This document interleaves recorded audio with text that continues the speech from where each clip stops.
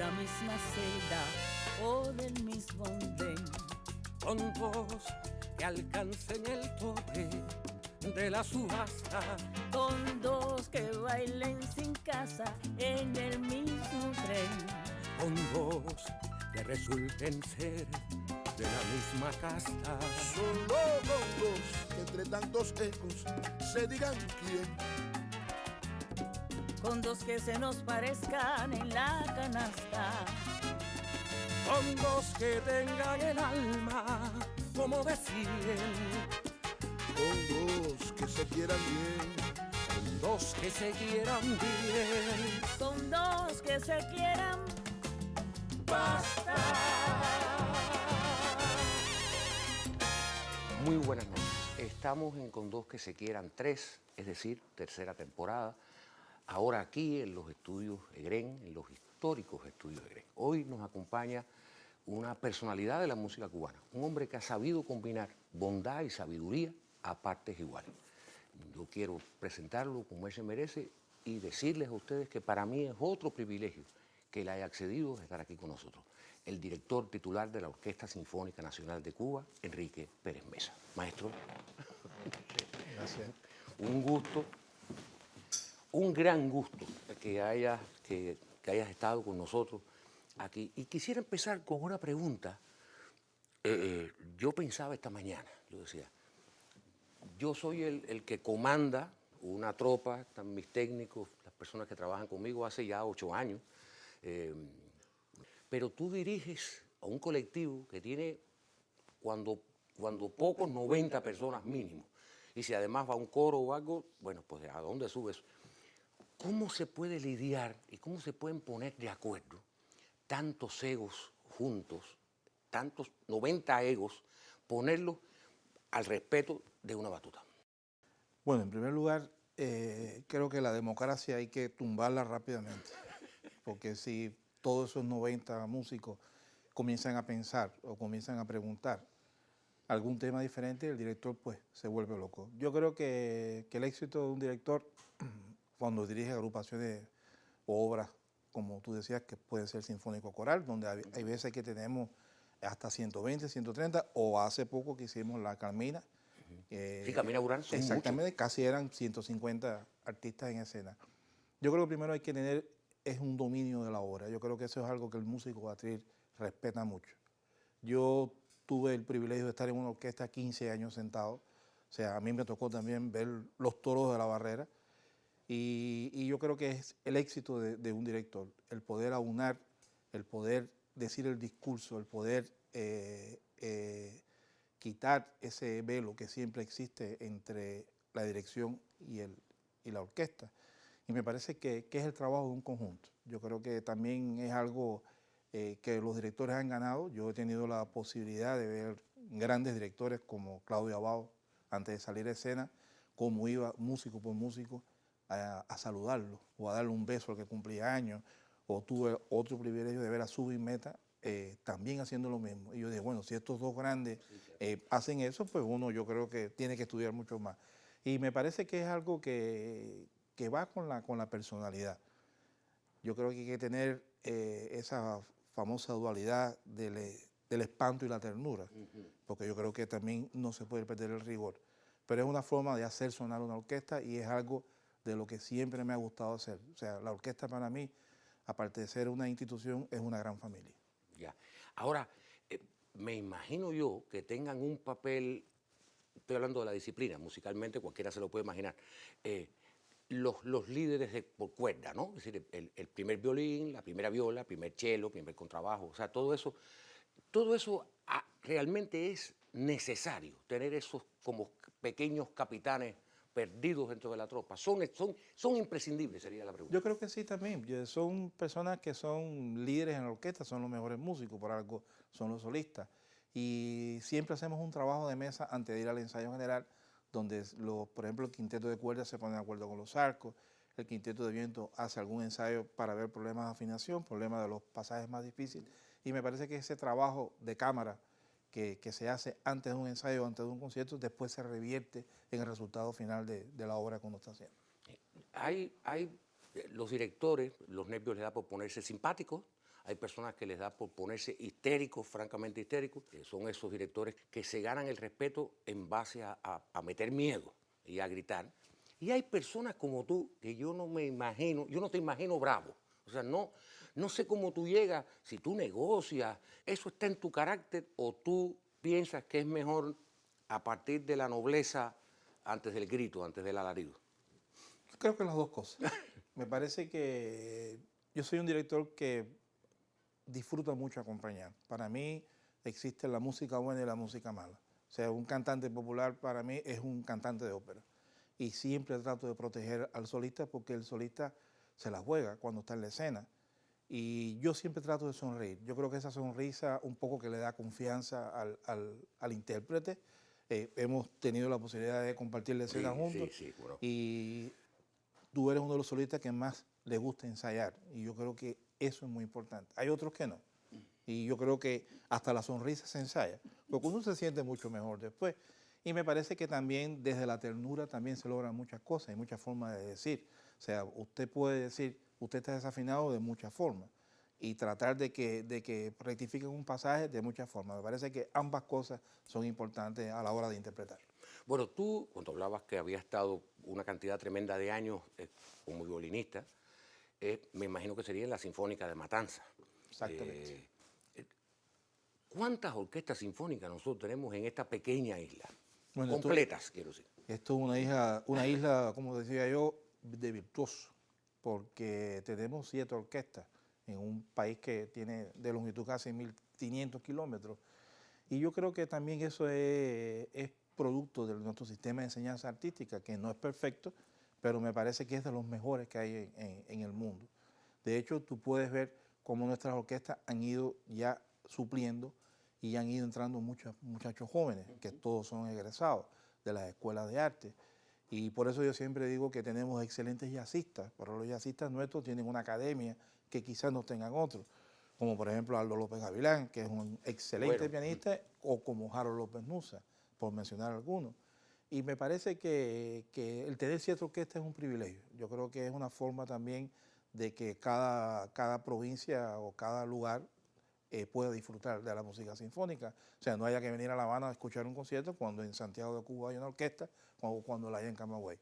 Me parece que son orquestas que en estos momentos son muy jóvenes, pero con muchísimo deseo de trabajar y son orquestas que están dirigidas por gente joven. Y yo creo que eso es importante porque la juventud siempre da velocidad. Pero tú tenías un criterio, Enrique, que leí en algún sitio, hace tiempo de hecho, que tú le tenías un poco de miedo a la masividad. Vamos a tener una banda de música en cada pueblo. Funciona, que todo el mundo tenga espacio, no se pierden las jerarquías. Le sigo teniendo miedo a la masividad. Sí, así. ¿Cómo no? De hecho, ahora en un recorrido que hicimos por el país con el programa de desarrollo sinfónico, hay 2 o 3 provincias que están desesperadas por tener una orquesta. Y yo les decía, eso es con calma. O sea, hacer una orquesta es muy fácil, mantenerla después es algo difícil. Yo creo que hay que ser muy selectivo. Una orquesta es la institución musical más importante del lugar, de la provincia. Y yo creo que todavía no estamos preparados para tener tantas orquestas. Lo que pasa es que la graduación de las escuelas un poco que nos presiona a veces dónde esos músicos van a trabajar, pero bueno, existe la música de cámara, puede ser música antigua, la música popular. O sea, yo no veo por qué un egresado de una escuela no puede ir a una música popular, porque en una orquesta típica que tenga 4 egresados en la cuerda va a tener una buena cuerda. Y me parece que es interesante tener las orquestas. Yo creo que la orquesta, como tú dices, a todo el mundo le gusta trabajar con una orquesta. Yo creo que es un espectáculo. O sea, tú no ves algo de piano y bojo, de piano y violín, y es interesante. Cuando una orquesta, pues acompañando solistas, pues es aún más interesante. Pero bueno, esto es un país de virtuosos. Esto es un país que uno cuenta y dice las cosas y la gente, pero ¿cómo? Yo, de hecho, tengo algunos directores amigos míos que vienen a dirigir a La Habana y se lo pagan todo. O sea, el ministerio nos ayuda con un pequeño presupuesto y ellos quieren volver a regresar. Y entonces me dicen, pero mándeme a Santiago. Y yo decía, pero ese hombre está loco, ¿cómo lo voy a mandar a Santiago? Él no sabe lo que hay ahí. Y cuando va a Santiago dice, y quiero volver a regresar. Y así me pasa con Villa Clara y me pasa con Matanzas. Y me parece que es la forma que tiene el músico cubano. Yo creo que el músico cubano es una persona que acostumbra a tratarla muy bien a los artistas invitados. Decía, ahora que dijiste eso, me parece fantástico, decía el actor Robert Redford dijo aquí en una conferencia en la Escuela Internacional de Cine de San Antonio de los Baños, dijo que él creía que había una relación directa entre creatividad y precariedad. ¿Tú crees que el hecho de ser un país pobre, porque hemos sido un país pobre todo el tiempo, nos ha dado también esa fuerza, ese ímpetu, ese deseo de ir para arriba todo el tiempo? O sea, el hecho de la carencia material se resuelve en el espíritu. Yo creo que sí, es algo que tiene el cubano intrínseco. El cubano siempre tiene que luchar por todo, por algo que para otras personas parece inalcanzable, para nosotros no. A nosotros, como uno dice, nos tienen que matar para no llegar a ese lugar. Y yo creo que con la música pasa igual. Tenemos problemas con accesorios porque es complejo, es difícil. Y es caro. Es muy costoso. De hecho, las orquestas en el mundo se mueven con sponsors. Y las 7 orquestas nuestras son subvencionadas por el Estado cubano. Eso es otra cosa que llama mucho la atención. Y yo pienso también que Cuba es un país con una historia. Aquí nació una orquesta en el 1929, la Filarmónica de La Habana, y uno de sus directores fue Eric Kleiber. Y uno dice, bueno, ¿y cómo es? ¿Qué vino a ser ese hombre? Kleiber estaba aquí. Exacto, a esta isla tan chiquita, y es que es una isla que geográficamente también nos sirve, porque todo el que iba a la América del Sur actual pues, entraba a La Habana. Y es por eso que a partir de esa fecha se han presentado artistas del más alto nivel, y otra de las cosas importantes es uno se pregunta, bueno, ¿y a qué vino Claudio Abbado a La Habana? Pudiendo haber estado en Europa, sin embargo, vino a La Habana y nos dijo, pues si me hacen una orquesta joven, en 48 horas la dirijo. Y por supuesto se la hicimos en 2, no en 48, rápidamente. Y dirigió y se quedó maravillado y de hecho volvió a venir. Y yo creo que es eso. Yo creo que Cuba es un país en América de los más grandes que hay, no solo en la música, sino en la cultura cubana. Bueno, yo encontré una entrevista tuya que te hizo el siempre recordado Vladimir Zamora en el Caimán Barbudo, que ha sido, aprovecho para agradecer el Caimán Barbudo, porque todo el material básicamente del que yo me nutro para todo esto sale del Caimán Barbudo, de las tantas entrevistas. Realmente es una revista Caimán Barbudo extraordinaria. Bueno, tiene un título tremendo, dice, Me muero dirigiendo. Bueno, sí. Esperemos que no sea pronto, al menos, no te va a quedar más remedio. Pero aquí hay una cosa, Vladimir te pregunta, fíjate que ya es Vladimir, él dice, debe ser una cosa abrumadora ser director titular de la Orquesta Sinfónica Nacional. Y tú dices, más que abrumador, es una locura total. Pero a mí me gustan las tareas fuertes. Nada me ha sido fácil en la vida. Siempre he ganado las cosas por mi trabajo y mucha gente se hizo la pregunta de por qué, habiendo tantos directores en La Habana, trajeron a un matancero. Pero yo creo, y ahí está donde voy a fincar la pregunta, pero yo creo que existe no la mala suerte, sino a lo mejor la mala promoción. Cuando tú dices eso, ¿tú crees que tú llegaste a La Habana por suerte o por aquellos años tocando violín, asomado a la ventana de tu casa, mirando pasar las comparsas de Matanza, en la típica 83, sí. Tocando música popular? O sea, ¿tú crees realmente que es que tú tuviste mucha suerte? Es una pregunta. La suerte siempre es algo que uno lo acompaña. Yo pienso que o no lo acompaña, exactamente. Así mismo es. Me parece que coincidieron varias cosas. Yo en esa época andaba por La Habana haciendo otras cosas con el Ballet Nacional de Cuba. Y comienzo a trabajar y... No, haciendo otras cosas, no, dirigiendo. Bueno, dirigiendo, claro, pero haciendo... Sí, no, haciendo otras cosas. Otro género. Puede levantar un nivel de sospecha. No, exacto. No, y además... y tú eres un hombre casado. Sí, por generosidad de esa grande nuestra que es Alicia Alonso. Y en esa época hubo un problema de decisión de quién iba a una gira o iba al otro. O sea que eso siempre es un problema, decidir quién va o no va. Sí. Y en este caso la peor decisión fue hacia mí. Yo acababa de llegar también, era una persona joven, como uno dice, el guajirito que llegó, pues. Y yo me he dedicado toda mi vida a trabajar. Y producto de esa decisión va otro director a la gira. Y yo me quedé muy triste porque no estaba acostumbrado a esa violencia artística que a veces está en la capital. Y en este caso aérea, porque no era por barco. Exacto. Violencia aérea. Violencia Yo aérea. me voy a montar en ese Así avión. mismo es. Y bueno, y regresé a Matanza en mi carrito ahí tranquilo. Y me fueron pasando muchas cosas por la cabeza y decía, bueno, no te preocupes, tranquilo, hay otra oportunidad, tú verás que tú vas a seguir trabajando. Yo mismo ando de ánimo porque no tenía más nadie del carro, tenía que hablar conmigo. Y llego a mi casa y de pronto tengo una llamada telefónica de la queridísima maestra Alicia Perea. Alicia Perea, claro. Y me dice, Enriquito, yo necesito que vengas para La Habana porque no tengo director y necesito que trabajes 4 semanas seguidas con la Sinfónica Nacional. Aquello fue, yo dije, bueno, parece que vino al caso lo que sucede conviene. Claro. Y me fui a La Habana, preparé 4 conciertos, por supuesto, busqué solistas como el maestro Frank, como Rey Guerra, como Niurka González. Hice 4 conciertos realmente muy buenos y da la casualidad que uno de esos conciertos está el maestro Leo Bravo, el que acababa de regresar de España. Y terminando el concierto me llama y me dice, nos vamos a tomar un café. Yo me estaba muriendo, pero nunca en mi vida había visto a Leo Bravo tan de cerca. Y de hecho siempre, él nunca me dijo Pérez Mesa, me decía Pérez Casa. No sé por qué. Bueno. Y dice, exactamente, se permite todo. Claro. Y me dice, quiero que venga a trabajar conmigo aquí, director adjunto de la Sinfónica Nacional. Y yo decía, pero este hombre está loco, no me conoce, me vio por primera vez.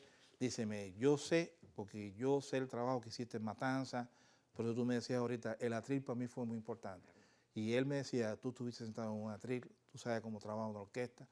Y dice, ¿y tú tuviste ahí una cosita con unas típicas que habían? Digo, no, maestro, yo toqué con la típica 83 y debuté con Isaac Delgado. Con Isaac Delgado, sí. Es importantísimo, ¿no? Hombre, claro que sí.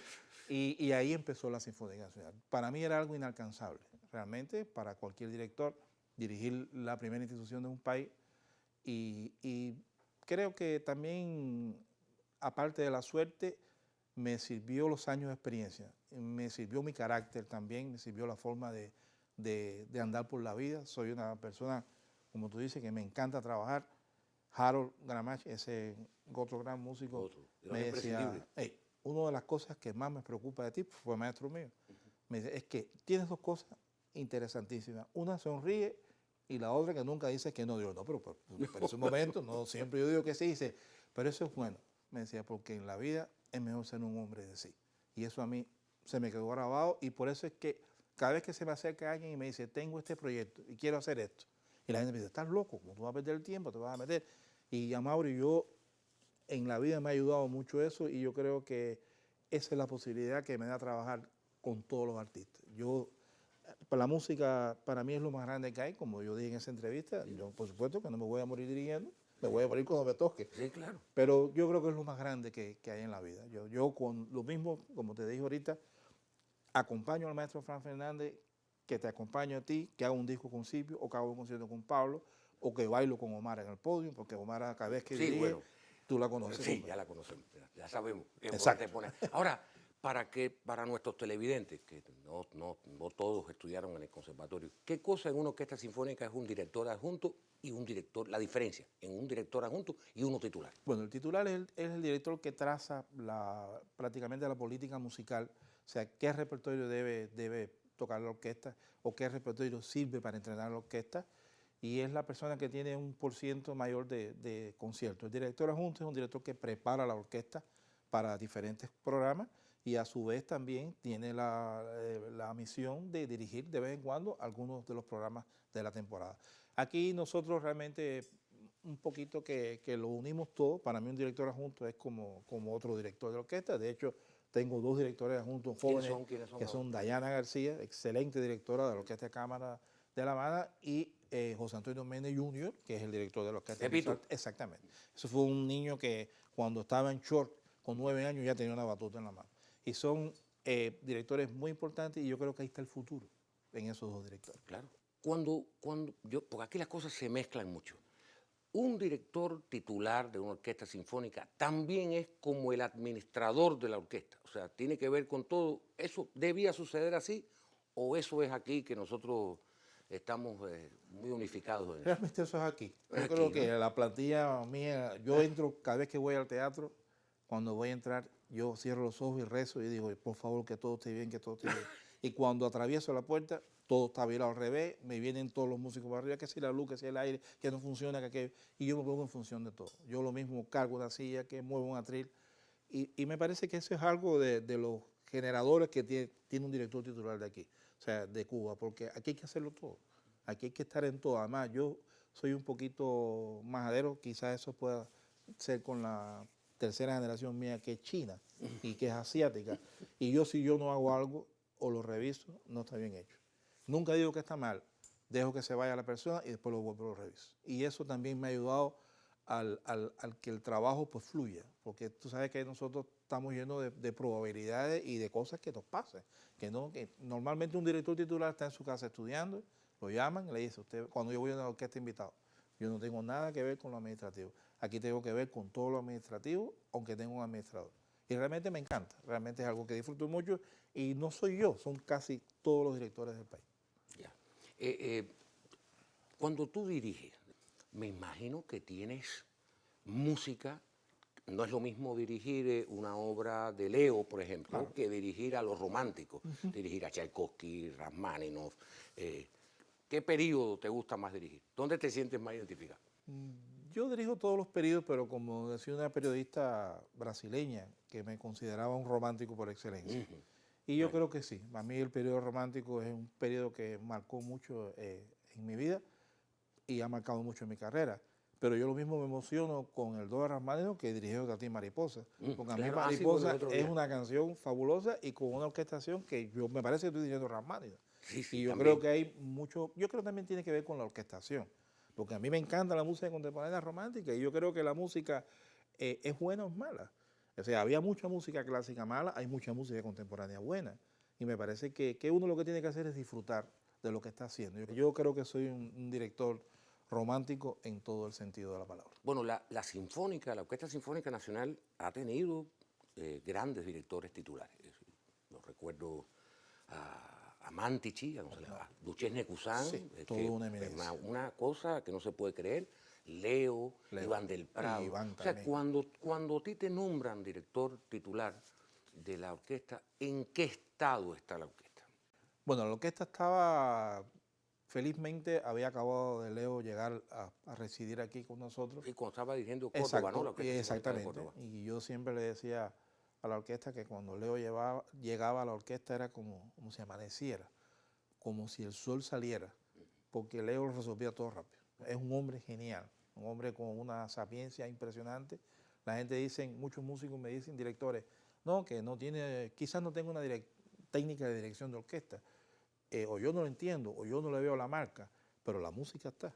Y Leo no tiene que mover las manos para saber qué tiene que decir o qué tiene que interpretar. Era un momento en que Leo estaba saliendo de la orquesta, también el maestro Iván estaba también en un proceso también de salir a trabajar a otro lugar y fue también un día para mí histórico, que creo que es primera vez que lo voy a contar. Yo estaba tranquilito en mi camerino y llega el viceministro de Cultura, Abel Acosta, que en aquel momento era presidente del instituto, muy amigo nuestro y de muchos artistas cubanos. Y me dice, Enriquito, tú vas para Matanzas y de todas maneras, bueno, pues sigue viniendo aquí como director adjunto.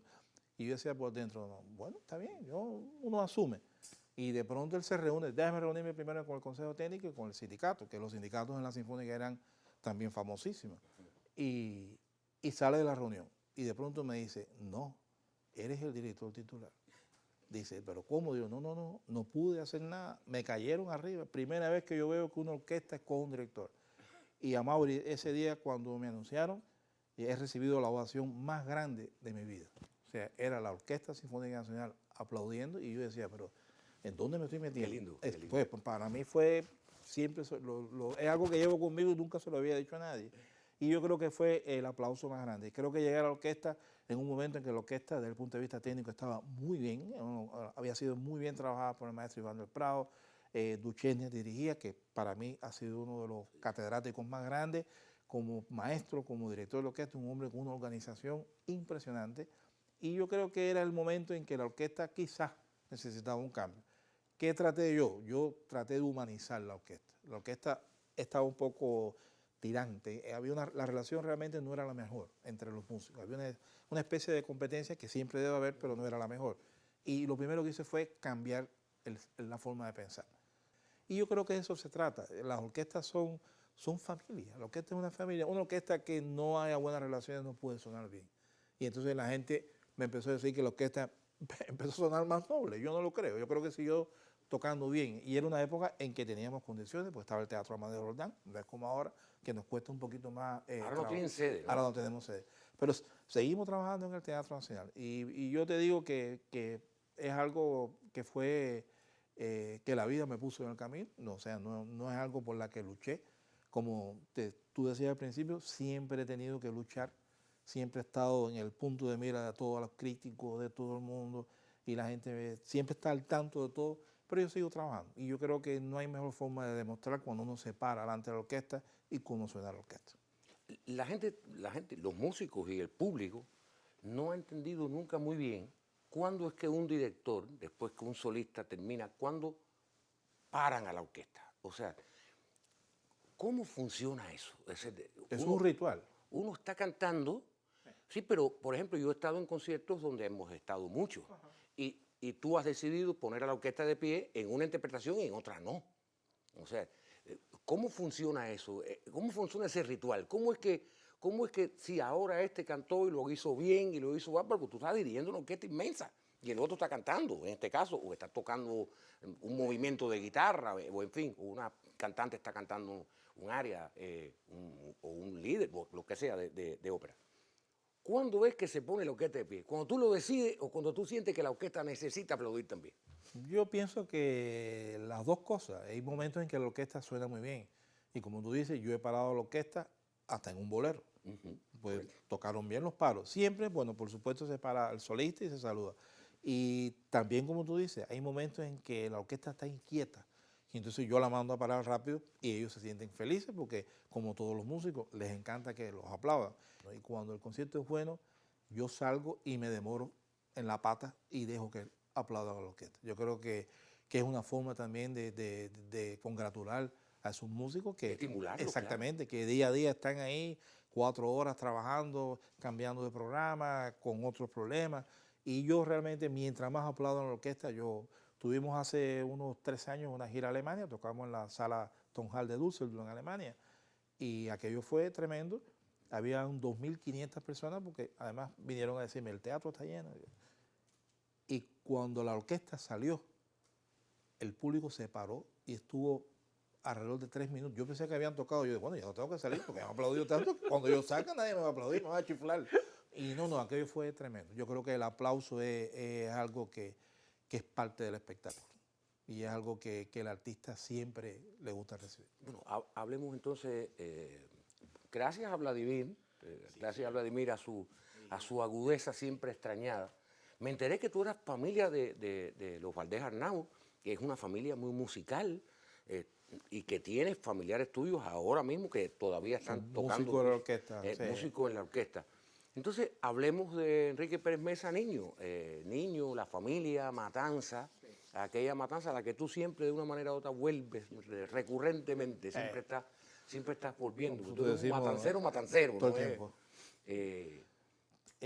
Yo creo que la infancia mía, yo fui un alumno terrible, muy inquieto.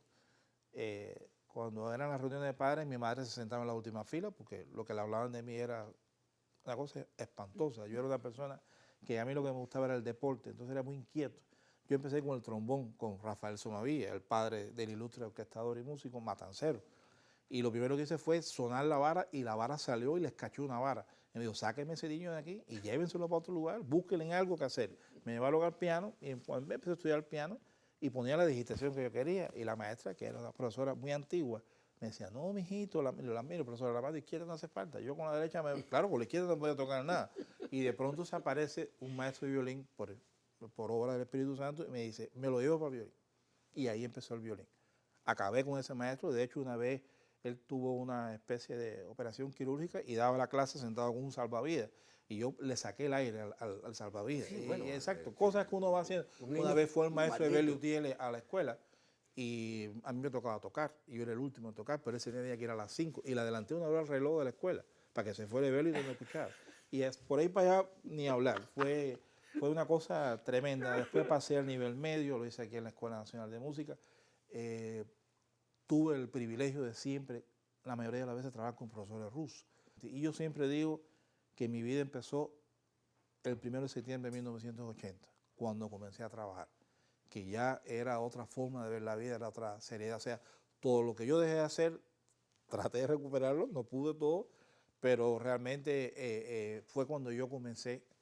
Crecí en una orquesta maravillosa que llegó a ser la mejor orquesta de Cuba, con una formación humana, dirigida por dos próceres, como eran el doctor Reynold Álvarez Otero y Mario Gentel, que pagaban 20 centavos por un ensayo.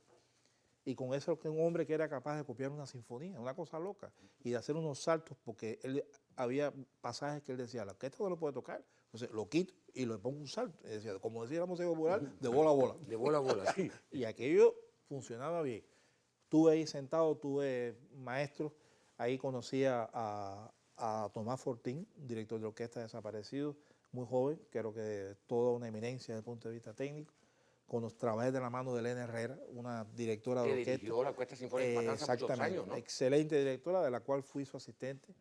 Y ahí un poquito que entro a trabajar con el maestro Guido López Avilán, con el cual después me gradué en el INSA. Tú reconoces que fue como tu maestro, el que terminó de moldar al músico. De hecho, que me suspendió en la prueba de ingreso. La primera vez me dijo, usted está preparado, pero no está preparado. Y yo le cogí un odio que ahora lo quiero muchísimo, pero bueno, además él tenía razón. Y así fue mi formación. Realmente fue una formación bastante accidentada, pero bueno, ya al final de la vida, de la vida de estudiante, tuve profesores, como te dije, como Harold Gramacho, dar clases con Harold. Harold llegaba a una clase y uno decía, bueno, ¿y de qué va a hablar? Y empezaba a hablar de su vivencia cuando fue agregado cultural en París, cuando estuvo al lado del Papa o cuando escuchó la obra tal que se... Y siempre las clases de él eran enseñanza y las pruebas eran una crítica de una obra que él ponía. Y se critiquen con sus palabras y eso me fue dando un bagaje cultural que es algo que tiene que tener el director de orquesta. No solo hay que saber de orquesta, hay que saber de política, hay que saber de ambiente cultural, hay que saber de plástica, de literatura. Y hay que ser psicólogo. Eso sobre todo psicólogo, que es la especialidad más difícil. Pues fue así, fue mi época de estudiante, fue compartir en esas tantas tareas que uno hacía en la escuela al campo, por ejemplo, con Alicia Perea, que uno la tenía como la gran dama, y ahí estaba Alicia trabajando y diciendo que eso era muy bueno para la formación y el alumno y aquello. Y bueno, así fue mi carrera hasta que ya después hice en la Universidad de las Artes, ELISA, ya trabajando desde la Orquesta de Matanza, y bueno, y me gradué ya en el año 93. ¿Tú estás casado? Por segunda vez. Por segunda vez. Sí, yo me casé y tuve una niña, que ella es una mujer, tengo 2 nietos que son una maravilla. Es interesantísimo porque la nieta está estudiando violín. Me volví a casar con una mujer preciosa, más joven que yo, que me ha dado una vitalidad tremenda de todos los puntos de vista, que eso es importante decirlo. Sí. Y nació un pequeño que tiene 3 años, que es, como digo yo, el príncipe. También hay una hija que no soy el padre biológico, pero la adoro. Y a mí me encantan los niños, Mauro. Yo a veces los reúno a todos y me bato con los 5.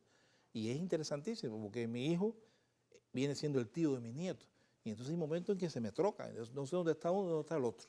Pero al final yo creo que la vida me premió en tener ese último hijo al cual adoro. Y por supuesto que lo voy a iniciar para que sea gerente petrolero. Nunca lo voy a poner en la música. Yo necesito que haga otra cosa.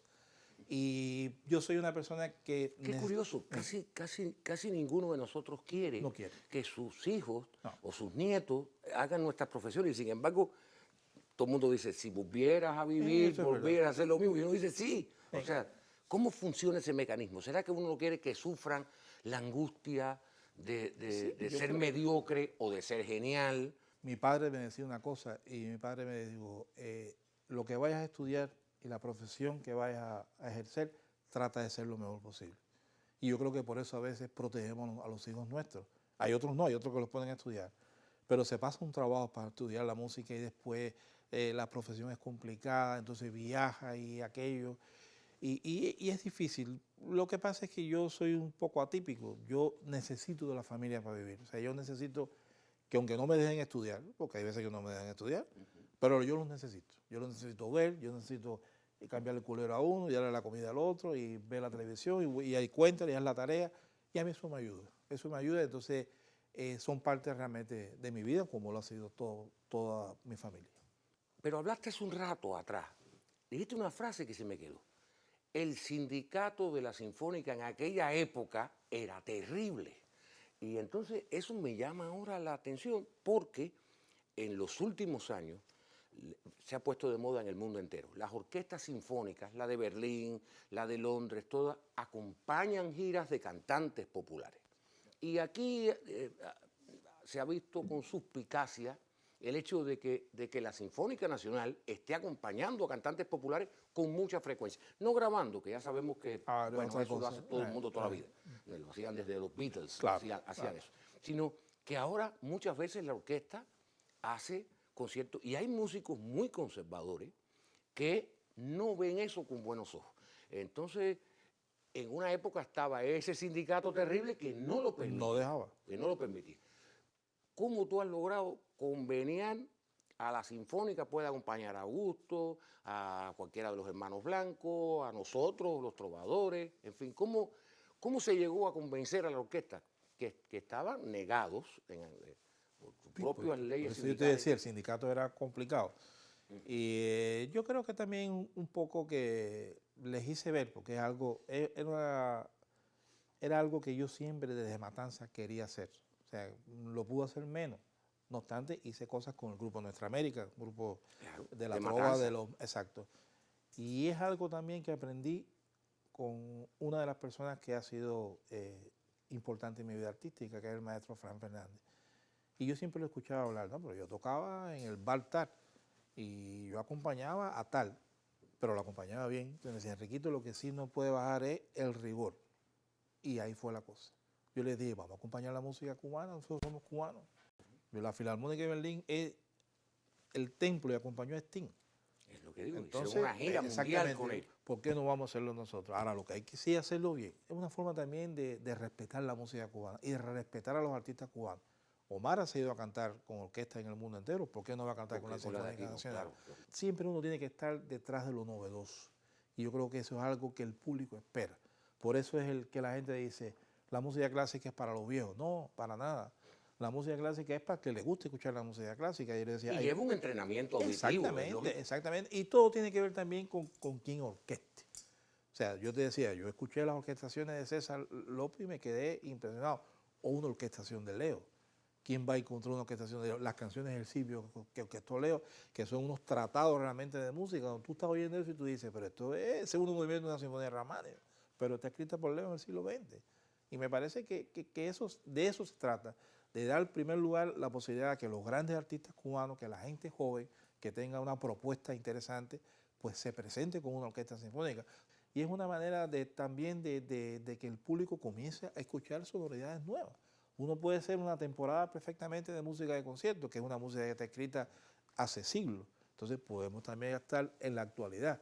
Por eso es que la música contemporánea de ahora, hay muchachos jóvenes de Lisa, de la clase del maestro Juan Piñera, que están saliendo, que están haciendo orquestaciones para la música popular preciosas.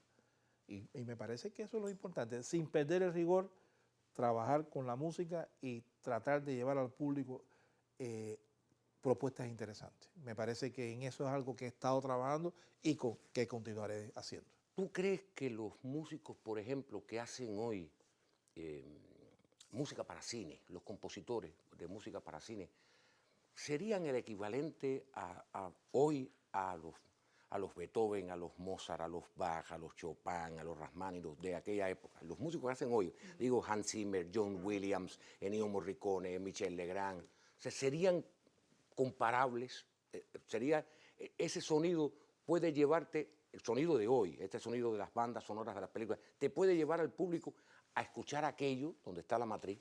Yo creo que sí, yo creo que son los músicos clásicos de la actualidad, sobre todo la música para cine, que tiene un mundo muy importante, y son músicos que sin abandonar la estructura clásica, porque realmente tú oyes algo de Morricone y sabes que es Morricone, pero puedes decir, bueno, pero a lo mejor lo escribió Tchaikovsky. Claro. Exacto.